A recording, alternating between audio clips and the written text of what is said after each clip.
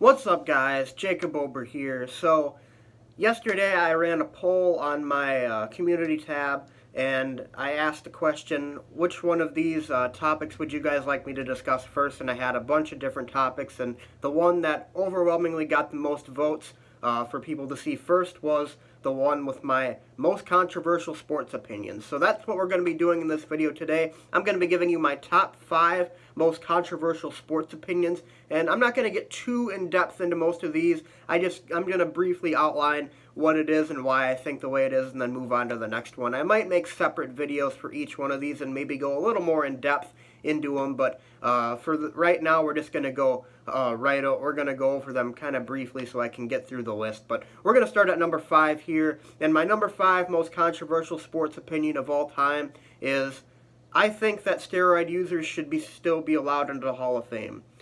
This is a very, very controversial one, and it's one that's kind of split down the middle 50-50.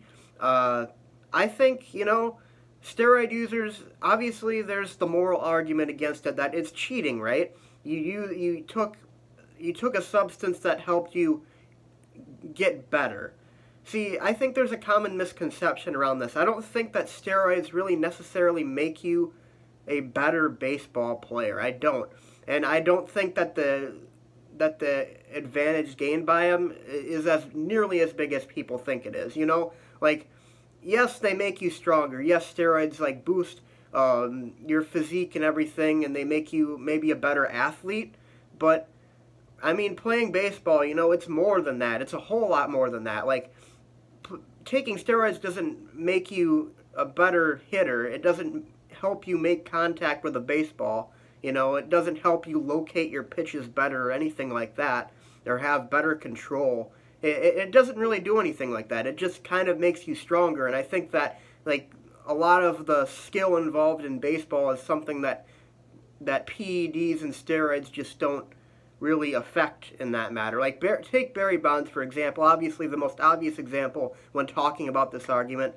Barry Bonds was a great baseball player well before he even took steroids or PEDs or whatever, So, I mean, it's like he still had one of the best eyes I've ever seen a batter have. He was one of the best hitters we've ever seen in baseball, and I really don't think that steroids had that much of an impact on how great of a baseball player he was. And at the end of the day, I still think that a guy that good deserves to be in the Hall of Fame. So, and there's also the argument, in the steroid era, most baseball players were trying to use steroids, or at least the best ones were. So if you were a player in that era, you were going up against other players also using steroids. So it kind of evens itself out in that way. So that's just my opinion on that one, though. We're going to move right on to number 4. Coming in at number 4, I think that college athletes should be paid, or at least allowed to sell their own likeness.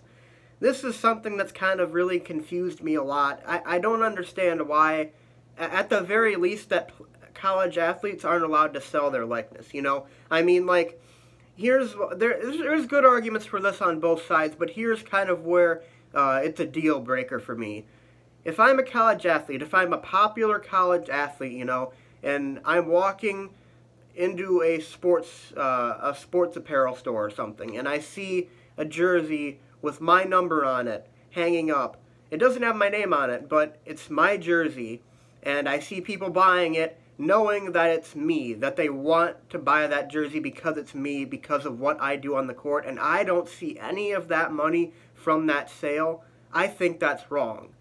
That's my opinion, and you guys can have different opinions on that, but I just can't believe that college athletes, at the very least, don't get to sell their own likeness like that. Like, they are using the college player's likeness to make money, and that player doesn't see any of it. All of the hard work that player does on the court to become a great player, they don't get any sort of compensation for that, really. Now, there's the argument, well, they get scholarships, right? But I just feel like, with how many hundreds of millions of dollars a lot of these college athletes are bringing into the college itself, I feel like they should get at least something, It doesn't have to be a a crap ton of money. It's not like we're signing contracts or anything like that, but just give them something, or at the very, very least, allow them to make money off of when people sell their likeness, Like, if I go down to the store and I'm going to buy a Frank Kaminsky jersey, right, and it's the number 44, I actually have a Frank Kaminsky jersey.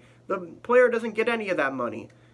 I'm buying it because it's number 44. They play for Wisconsin, and I think it's Frank Kaminsky, and I wear that jersey saying, hey guys, look at my Frank Kaminsky jersey. So to me, I think a player should be compensated for that. I think they should be compensated by the college or the NCAA for their efforts as student athletes, and I also think that they should be allowed to, at the very least, sell their own likeness. My number 3 most controversial sports opinion of all time is, I think that statistics in every sport are a better judgment of a player than rings or championships won.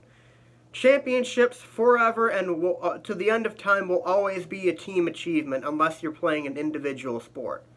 Team achievements are championships. That's what championships are. As an individual player, you are on a team, and that team's goal is to win championships. If I'm judging an individual player, I am not going to use championships as much as I will use statistics. Now, obviously, when it comes to really great players, rings do factor in sometimes. You have to take into account their effect on a player's legacy. But when I'm comparing two different players, and one player is overwhelmingly better statistically than the other one, but let's say player A has great stats, but has won 2 championships. Player B has slightly worse stats, but has won 3 championships. I'm going to take the player with better statistics. Rings should not matter as much when you're discussing individual players. You should not compare them head-to-head because there's so many advantages or disadvantages that could have led to having that one player have more rings than the other player. Like, for instance, what if that one player had to deal with a bad front office for the majority of their career, and that's why they only have a couple of rings, and they just haven't had a whole lot of talent around them. Why should that player be unfairly judged by that as being a worse player than the other player who has had a great front office their entire career, which has allowed them to get more championships? To me, I think statistics are the best judgment of a player that we have. Obviously, statistics are flawed sometimes, but nothing is perfect in this world, so that's the best judgment we have, and I don't think that rings are necessarily a good judgment or a good talking point when you're talking about two different players and comparing them and their careers and how good of a player each one was.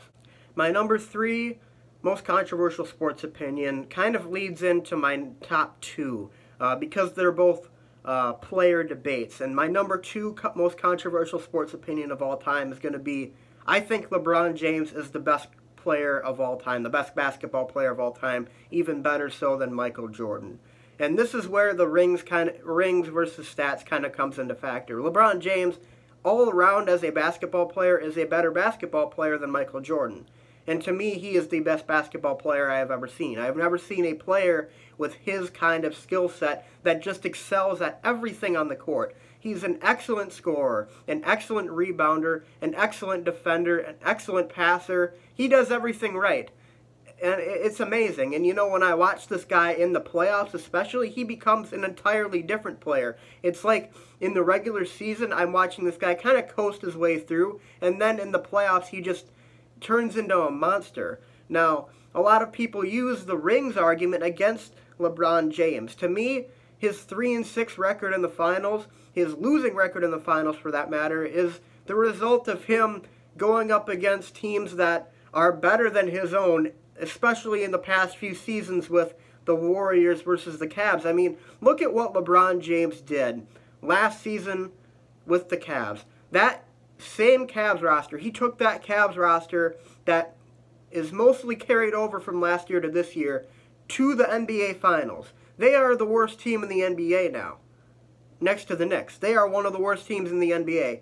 And LeBron James, when I watched the Cavs play this year, and when I think about how one player, LeBron James, took that team from being the worst team in the East to the best team in the East, I don't think I'll ever see that again. That's just amazing. I've never seen a player as good as LeBron James in that respect. He has carried some really, really bad teams to the finals, and when he's had great teams, he has typically won the finals.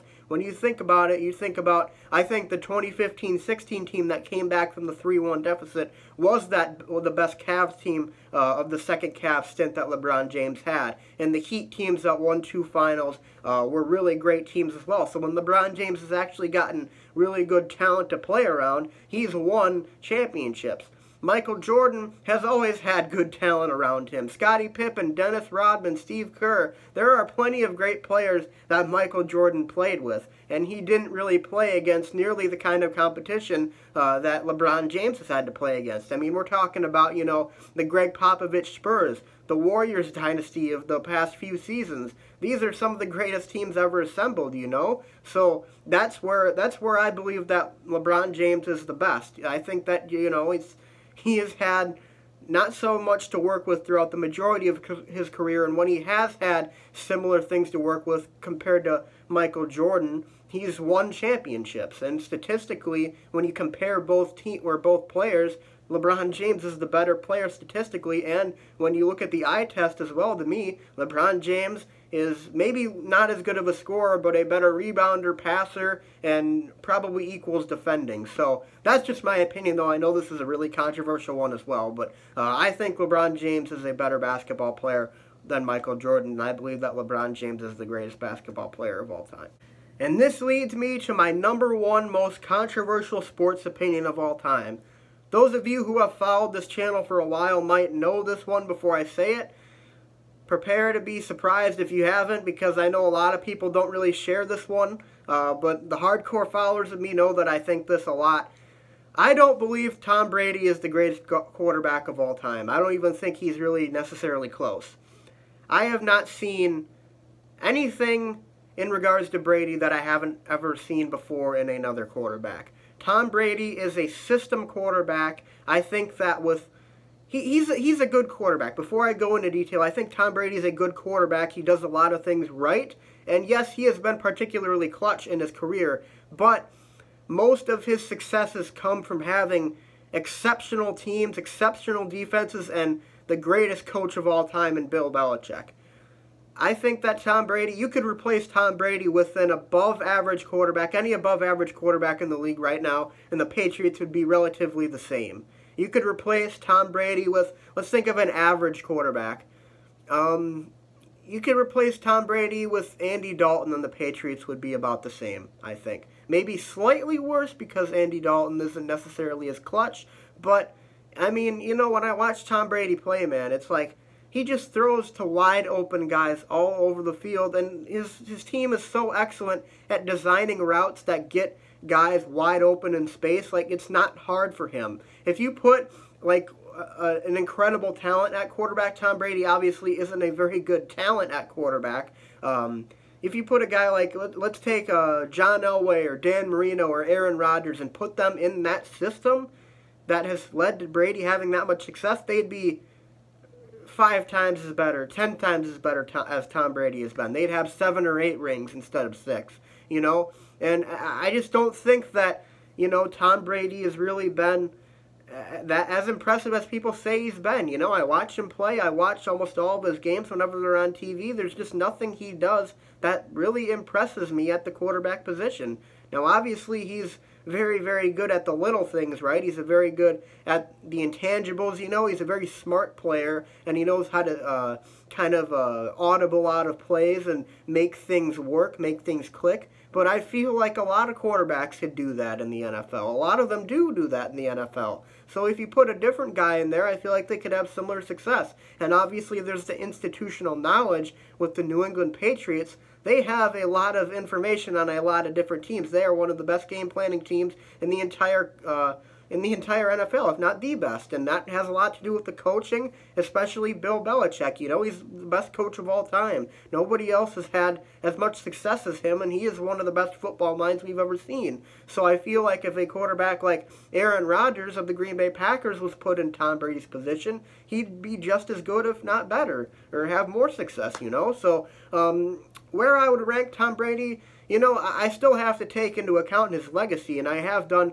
my quarterback rankings. I think I'd still put Brady in the top 10 all time, but in reality, if he was on a different team in a different situation, or something that didn't allow him to have the success that he's had, to make it as easy as it's been for him, I don't think that he might not even be in the top 50 all time if he was drafted by a different team, like say the Cleveland Browns or something like that, or some other team. I don't think he'd even be in the top 50 of all time because he was put into such a great situation in New England who had an elite defense at the time, and a great up-and-coming coach in Bill Belichick, and that kind of just all meshed together and created a fantastic situation that allowed for an enormous amount of success from the Patriots. So anyways, guys, those are my top 5 most controversial sports opinions of all time. Leave a comment in the comment section below. I want to know if you guys agree or disagree with any of these.